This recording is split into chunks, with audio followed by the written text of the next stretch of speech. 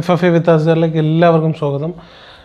ഇളക്കി മറിക്കുന്ന ഒരു ഫിലിമിനെ കുറിച്ച് പറയാൻ വേണ്ടി വന്നിട്ടുള്ളതാണ്. വേറൊന്നുമല്ല, വാഴ എന്ന ഫിലിം നമ്മളെ സോഷ്യൽ മീഡിയയിലുള്ള ആൾക്കാരുണ്ട്, അതുപോലെ തന്നെ ഫിലിമിൽ എക്സ്പീരിയൻസ്ഡ് ആയിട്ടുള്ള നമുക്ക് ഫിലിമിൽ കണ്ട് പരിചയമുള്ള മുഖപരിചയമുള്ള ആൾക്കാരും അഭിനയിച്ച് തകർത്തഭിനയിച്ച് ആയിട്ടുള്ള ഒരു ഫിലിമാണ്.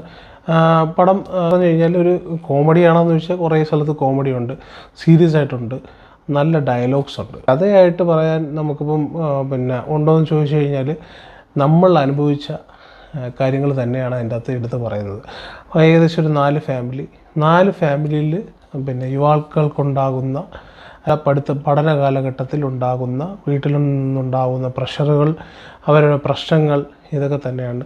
അത് അവസാനം അവരുടെ ജീവിതത്തെ എങ്ങനെ അഫക്റ്റ് ചെയ്യുന്നു എന്നുള്ളതാണ് എൻ്റെ അകത്ത് കാണിക്കുന്നത്. അതിൻ്റെ ഇടയിൽ നമ്മുടെ ഈ ഫിലിമിൽ എടുത്ത് പറയേണ്ടതെന്ന് പറഞ്ഞാൽ പെർഫോമൻസ് എടുത്ത് പറയാനാണെങ്കിൽ നമ്മുടെ കോട്ടയം നസീർ, അദ്ദേഹം അതിഗംഭീര പെർഫോമൻസാണ്. സെക്കൻഡ് ഹാഫ് അദ്ദേഹവും അതുപോലെ തന്നെ അസീസ് നെടുമങ്ങാട് അദ്ദേഹവും നോബി, ഈ 3 അച്ഛന്മാരാണ്. അച്ഛന്മാരുടെ വേഷമാണ് അവർ ചെയ്യുന്നത്. അതിഗംഭീരമായിട്ട് ചെയ്തിട്ടുണ്ട്. അത് 3 തലത്തിൽ നിന്നുകൊണ്ടാണ് നമുക്കത് അഫക്റ്റ് ചെയ്യും. അവസാനം നമ്മൾ തിയേറ്റർ വിട്ടിറങ്ങുമ്പോൾ ജഗദീഷ് പറയുന്ന ചില ഡയലോഗ്സ് നമ്മുടെ കണ്ണ് നനയിക്കും. നമ്മളെ വല്ലാണ്ട് വേട്ടയാടും എന്നൊക്കെ പറയില്ലേ, അതുപോലെ നമുക്ക് ഫീൽ ചെയ്യും. അത്തരത്തിൽ ഒരു സന്ദേശം കൂടിയുള്ളൊരു ഫിലിമാണ് വാഴ എന്നുള്ളത്. എല്ലാത്തിലും നല്ല ഒരു ഗുഡ് എൻഡിങ് ആയിരിക്കും, നല്ല അവസാനമായിരിക്കും, ശുഭമായിരിക്കും, അല്ലെങ്കിൽ ഫീൽ ഗുഡായിരിക്കും. പക്ഷേ ഇത് അവസാനം ഫീൽ ഗുഡ് ആണെന്ന് ചോദിച്ചു കഴിഞ്ഞാൽ അതങ്ങനെ അങ്ങ് അവസാനിക്കുന്നു എന്നുള്ളതാണ് പടത്തിൻ്റെത് ഒരിതെന്ന് പറയുന്നത്. അനന്ത് മേനോനാണ് ഡയറക്ഷൻ ഇതിൻ്റെ അകത്ത് അഭിനയിച്ചിട്ടുള്ളത്. നോബി, അസീസ് നെടുമങ്ങാട്, കോട്ടയം നസീർ, സോഷ്യൽ മീഡിയയിൽ വളരെയേറെ പൂണ്ട് വിളയാടുന്ന ഹാഷറും ടീമും, ഗസ്റ്റ് റോളിൽ ഒരാൾ വരുന്നുണ്ട്, ഞാൻ റിവീൽ ചെയ്യുന്നത്. സോഷ്യൽ മീഡിയയിലുള്ള ഇതാണ്. അതിൽ ജോമോൻ ജോതർ, ഗുരുവായൂർ അമ്പലനടയിൽ മൂപ്പരുടെ പെർഫോമൻസ് നമ്മൾ കണ്ടതാണ്. അദ്ദേഹത്തിൻ്റെ തമാശ ഏത് ലെവലിലാണ്, അദ്ദേഹത്തിന് തമാശ വരുന്നൊരു വേ ഓഫ് ടോക്കിംഗ് ആണ്. ഓരോ കാര്യങ്ങൾ പറയുന്നത് അത് ഫസ്റ്റ് ഹാഫിൽ മൂപ്പര് തകർത്താടിയിട്ടുണ്ട്. തകർത്തെന്ന് പറഞ്ഞാൽ ഇതിൻ്റെ അകത്ത് മെയിനായിട്ട് ഈ ഫിലിം കാണണമെങ്കിൽ നിങ്ങൾ ചെയ്യാനുള്ളത് വേറൊന്നുമല്ല, നല്ല തിയേറ്റർ, അത്യാവശ്യം ഇരിക്കാനും നമുക്ക് കംഫർട്ടായിട്ട് ഇരിക്കാനുള്ള സീറ്റും സൗണ്ട് എഫക്റ്റ് എന്ന് പറഞ്ഞാൽ നമുക്ക് ഈ പറയുന്ന ഡയലോഗ്സ് കൃത്യമായിട്ട് കേൾക്കണം. അങ്ങനത്തെ ഒരു തിയേറ്ററിൽ പോയിട്ട് ഇരുന്നുകൊണ്ട് നിങ്ങൾ ഈ ഫിലിം കാണണം എന്നുള്ളതാണ്. ഞാൻ കണ്ടു കഴിഞ്ഞാൽ ഇതിൻ്റെ അകത്ത് കോമഡികളെന്ന് പറയുന്നത് വേറൊന്നുമല്ല, വാക്കാലുള്ള കോമഡിയാണ്. അത് നമ്മൾ ആ ഡയലോഗ്സിലാണ് അതിൻ്റെ കോമഡി ഇരിക്കുന്നത്. അപ്പോൾ നമ്മളെന്ത് ചെയ്യണം, നമ്മളത് വ്യക്തമായിട്ട് കേൾക്കണമെങ്കിൽ